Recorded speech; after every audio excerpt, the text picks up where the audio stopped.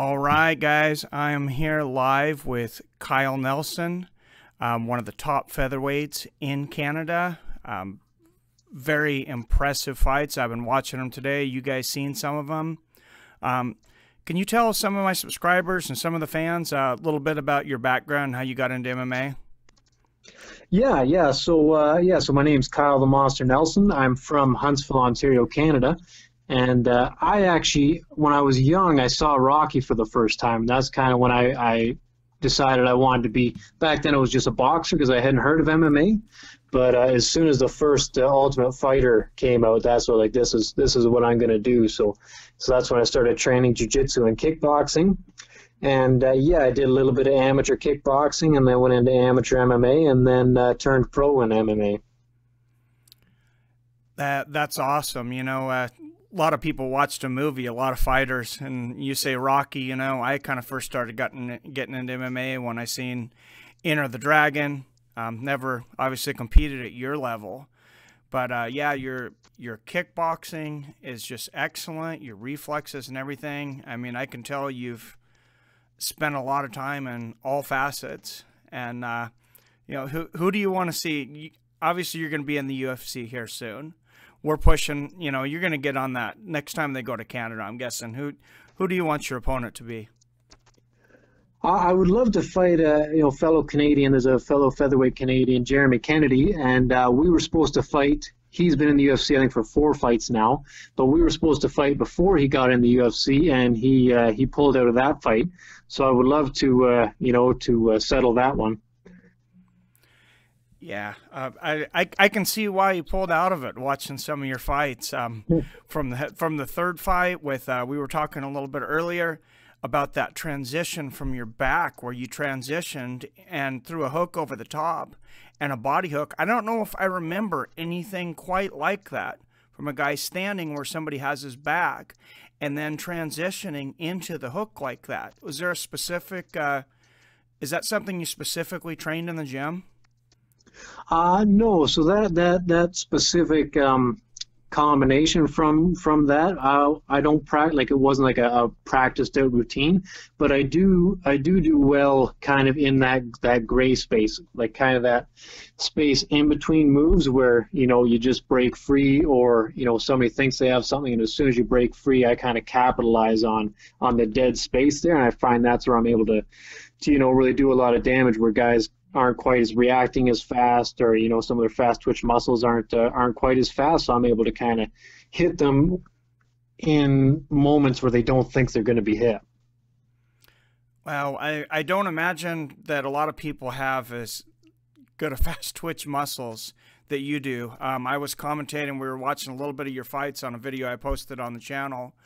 I believe it was your third fight, and you were checking kicks, and it was just so fast. You could tell there was a lot of repetitive motion, a lot of either kickboxing or Thai boxing background. I mean, you were just on it.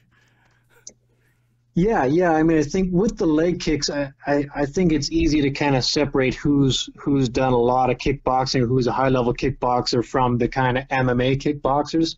When you see stuff like the leg kicks, and I mean, you even still see some guys in the UFC at a high level that just aren't checking leg kicks, and it doesn't make any sense to me. I don't know whether they haven't trained enough kickboxing, or if their reaction time isn't fast enough. But I feel like anybody that's done a lot of kickboxing should be really, really good at checking the kicks and then being able to return after that, or you shouldn't be seeing guys getting TKO'd by leg kicks at a high level like the UFC. Yeah, it's funny. I mean, they've been around so long. I remember watching Marco Huas at UFC 7, against Paul Varlins. I mean, he kicked his legs until he couldn't stand, and it's almost like it never really caught on until like these last 2 years. You see so many more leg kicks, and especially the lower leg kicks and the ankle leg kicks, and even recently seen somebody a broken leg from a leg kick. Yeah, well, even Rory Macdonald there in his Bellator fight, I'm not sure if his leg was broken, but that was extremely swollen, and he, he could barely walk and stuff. But yeah, those low, just below the knee, those calf kicks where they kind of hit that, I think that's that tibia there, like that secondary kind of shin bone, and it's just not as strong. It doesn't take a whole lot of impact to break that. But when you're kicking that low, all the guy has to do is rotate his shin a bit, and you're going to be kicking him right in the shin, and you're going to, I think we saw with Luke Rockhold versus Yoel Romero, he threw some of those really hard kicks, and then Yoel was able to check a couple of them, and I think because they were kind of the lower calf kicks, I think the check hurt Luke a little more than it would have if he was throwing at the thigh. Yeah, I remember. I don't know if there was anything lost in translation, but I was doing like a fight companion on that fight, and they were actually saying Yoel Romero was saying that he had a broken leg after the first round, and obviously that wasn't the case, but a very, very bad injury. Mm. So yeah, he came back and he won that fight, though. I mean, that was impressive, and yeah, that was very impressive. So I know it's kind of a generic question, but everybody asks it. And I see a picture of you and George St. Pierre, and so obviously you spent some time with him. What's he like? What's your relationship with him like? Yeah, so I try and get out to TriStar, at least once a year for a month or so, just to to train with guys like George St. Pierre, and obviously there's a lot of other UFC fighters out of TriStar. So that's kind of the mecca of MMA here in Canada. But yeah, I've got to do some sparring rounds with George, lots of grappling with him and stuff, and kind of just hang out after training, and chat with him a bit. And he's a super cool guy. He's the exact same guy you see on TV. He talks the same, sounds the same. He's never really putting on a persona. He's just a down to earth, just a nice, Canadian guy. Yeah, I gotta imagine he's one of the best. One of the best tools to have in your gym at any time. A lot of people didn't know that he didn't wrestle in high school or college. I don't know if you did, but you guys have a lot of Russian wrestlers in your camp. He brought in a lot. Do you guys bring in a lot of wrestlers from Russia and Cuba? So we don't really bring in, like where I train at House of Champions here in Ontario, we don't really bring in a lot of wrestlers, but we have some great wrestlers just from here. Like there's Brock, the Brock wrestling program here at the Brock University is really big, and we have a guy that used to train there, Adrian Woolley, and he's, I think, one of the best, especially for coaching wrestling for MMA. I think he's one of the best because he blends the traditional wrestling with MMA wrestling really well, and he kind of cuts out the stuff that you don't need, kind of the filler that I think a lot of wrestling for wrestling guys, when they come to teach MMA, they teach everything about wrestling, but not everything in wrestling you can use in MMA. Some of it doesn't transfer over well.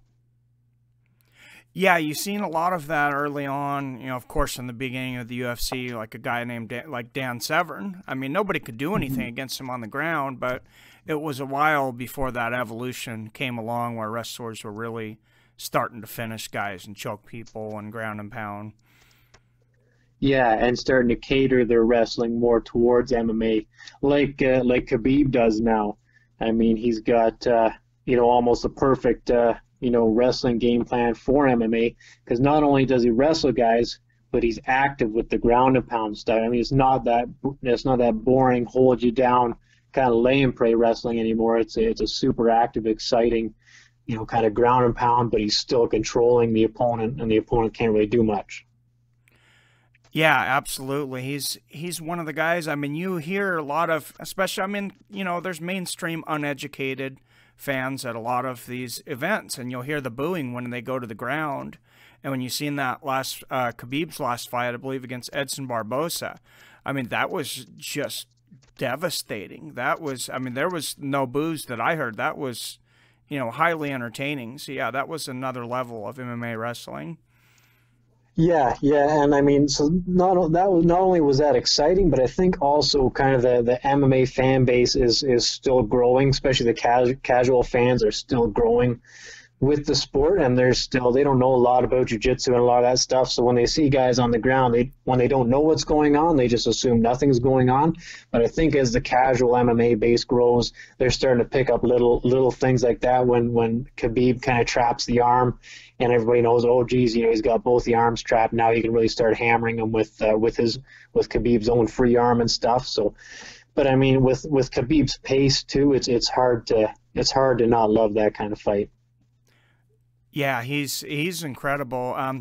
How do you see his fight with Tony Ferguson going down? I see Tony throwing up some roadblocks with his guard and some of his submissions and stuff, but I still see Khabib, kind of smashing through those roadblocks. I think Tony will slow him down, but I don't see anything that Tony has that will be able to stop him or to stop the onslaught that Khabib brings to all his fights. Yeah, that guy's just amazing. And I know you're fighting at 145 right now. I believe you fought at, that's not the only weight you fought at, right? What do you walk around at? So I'm mid 160s right now.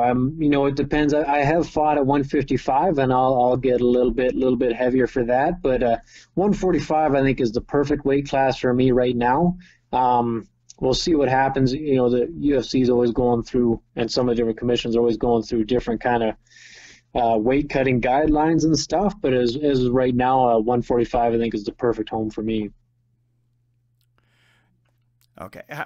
So how far out? I've heard different fighters have different, techniques at this. How far out do you start cutting, or where are you, say, 2 weeks before a fight? 2 weeks we try and be, right around that water cut weight. You don't want to walk around too heavy. I like to be the weight that I'm going to be in the fight. So I'll be, around 160 or something like that, and then I'm pretty much within that water cut range. And then as soon as I make the weight, I can bulk back up a bit and fight. Yeah, I think you're right with the changes. I think there's going to be some changing in the sanctions now. Some people have obviously been cutting a lot of weight. Michael Johnson, had the unfortunate incident where he passed out in the elevator. Guy had never missed weight before. And do you think guys are they're just pushing that envelope of trying to cut more and more? Because it seems like, especially this last year, we're seeing people have more issues with missing weight, cutting weight. I know Yoel Romero took that fight only 6 weeks out, but I mean, he'd never missed, and I think at first he was 3 pounds over and got within 2. Yeah. Yeah, I'm not sure what's going on this year with that many people missing weight. But when you get guys like Khabib, not only missing weight, but he's got, his kidneys and stuff are starting to shut down, or his liver and stuff. And now you're getting into that kind of dangerous territory where you're going to see somebody, maybe even possibly die from trying to cut way too much weight and having their organs shut down and stuff. So I think the UFC's, on the right track, and some of the athletic commissions on doing, some stricter regulations around the weight cuts. But I've heard like ONE FC over in Asia, I've heard they do different hydration tests, and they've got kind of a stricter system, but it almost seems like it might work a little bit better. Yeah, I heard Ben Askren talking about that a lot. He said basically everybody was one weight class up. Yeah, because you basically had to, you couldn't cut any weight, so you have to fight at what you're walking around at. So yeah, and most guys, probably walk around, 1.5 weight class higher than they fight at.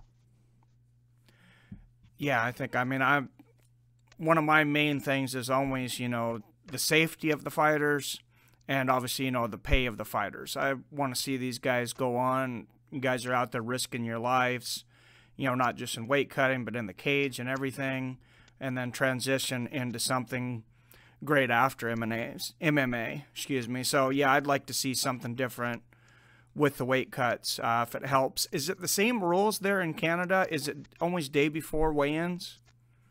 Yeah. So it's always day before. Amateurs vary. I've heard of some shows doing day before for amateur and some shows doing day of for amateur, but pro, it's, I think everywhere I've fought in Canada, they've used the universal MMA rules kind of guidelines. So Yeah, 'cause I know I'm here in Washington State, and we've had two UFCs here. I think I went to one of them and been to quite a few boxing events here. I believe it's one of the only states that has same-day weigh-ins. And like I used to compete nationally in judo, you'd weigh in and you might be jumping on the mat 15 minutes after. So there was no hooking up to IVs or any of this stuff. So, but I don't know. I think that's a healthier way to do it. I don't know if the one-day weight cut is a safe way to do it, because then, guys maybe put themselves in more danger and just don't have the time to rehydrate. But the hydration tests, I think, are a step in the right direction for sure. yeah, I mean, from what I understand, when they used to do kind of the same day weigh-ins, was people would cut weight and then they would fight super dehydrated because they cut weight for the weigh-in, didn't have enough time to rehydrate, and then they would fight. And then obviously when you're fighting dehydrated, then your brain's a little dehydrated, so you get knocked out easier, you get brain damage easier. There's a lot more problems. So like, well, if we give them time to rehydrate, then they won't be dehydrated. And then so they kind of stuck to that formula for a long time now. But yeah, it seems like the hydration tests is pretty foolproof. I mean, I don't know a whole lot about it yet. Maybe there's some loopholes, but from what I understand, it's pretty foolproof. So it sounds like the way to go. Yeah, I think so. I've also heard another one out there that I think makes a lot of sense, and they said basically it'd be within 7% of your weight a week from the fight. So, I mean, obviously, at your weight, that's, about 12 pounds or so, and you're already not cutting too much more than that or around that amount.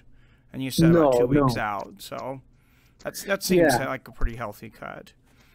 Yeah, I mean, the best way to go about it is the percentages, right? I mean, once you lose more than 15% of your body weight in liquid, then you start, then you're getting into that very dangerous dehydrated state. So yeah, like 7-8%, I think is, where you're going to be healthy. Once you get a little more than that, then, it's probably going to take a little longer than 24 hours to rehydrate. Yeah, absolutely. And honestly, I was a little disappointed that they took out, the IV thing, told them, okay, you can't use the IVs, but you can still do everything else to put yourself in danger. We're just not going to give you this tool to rehydrate. I kind of thought it's kind of hard to do one without the other. Well, I had heard that one of the reasons was that also some of the steroids that they test for, they can pick up through the same stuff, like through the same, I can't remember what it's called, but there's stuff that's in the IV that they can test for, and it's also in some steroids. And I don't know if it's some of the steroids that they inject or if they do steroids through IV, and that's how they can catch it. But I heard it's also kind of to help fight the steroids, and it's also it's healthier to rehydrate, especially over a 24-hour period of time. It's healthier to rehydrate orally as opposed to with the IV.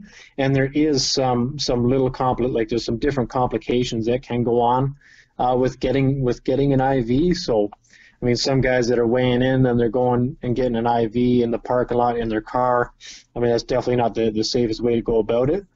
But I've never used an IV, and I mean, I've never had any problems cutting weight or making weight or anything like that, and I've always felt great going into the fights.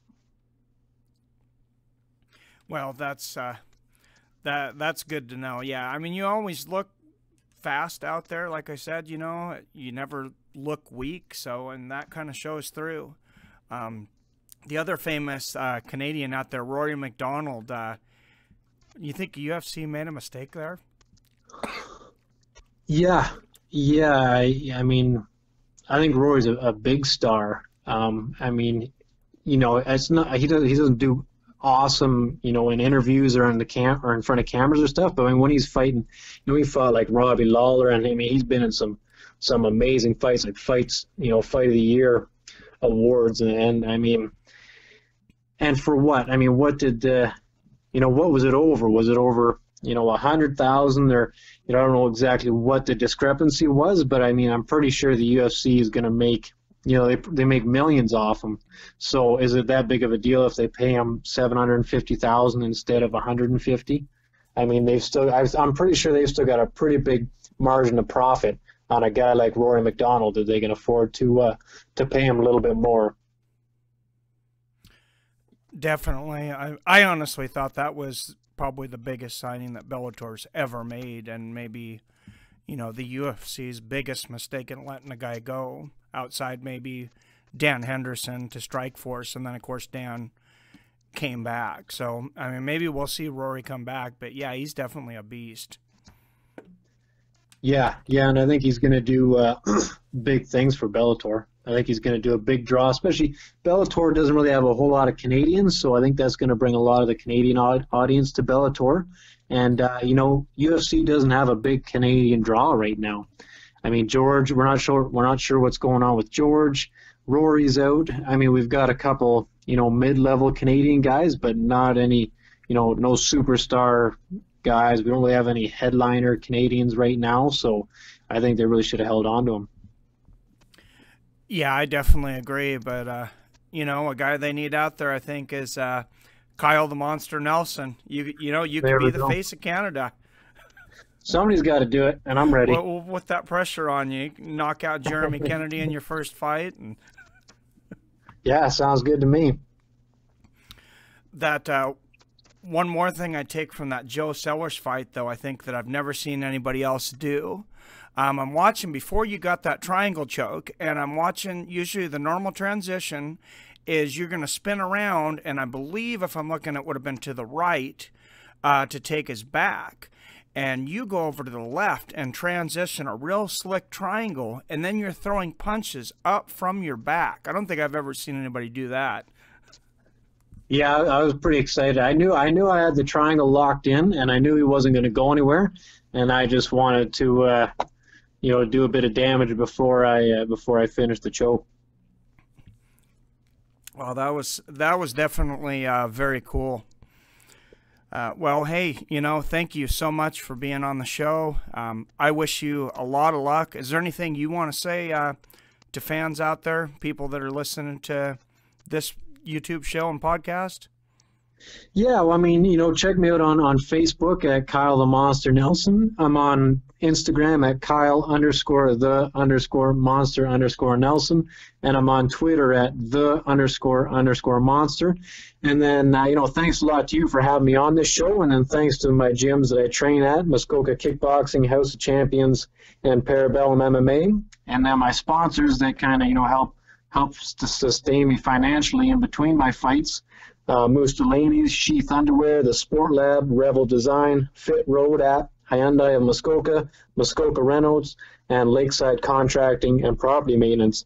And those guys are kind of, there's not a whole lot of money yet in the low-level MMA, so they're kind of helping me get by right now. Well, I'm very thankful for those guys out there, because without them, maybe we're not entertained by guys like you. I'll put all those links down there in the video to your Facebook, Twitter, and hopefully sending some fans your way. Good luck. I hope to see you in the UFC real soon. Awesome. Thanks a lot. Thank you. Have a good night, Kyle. You too.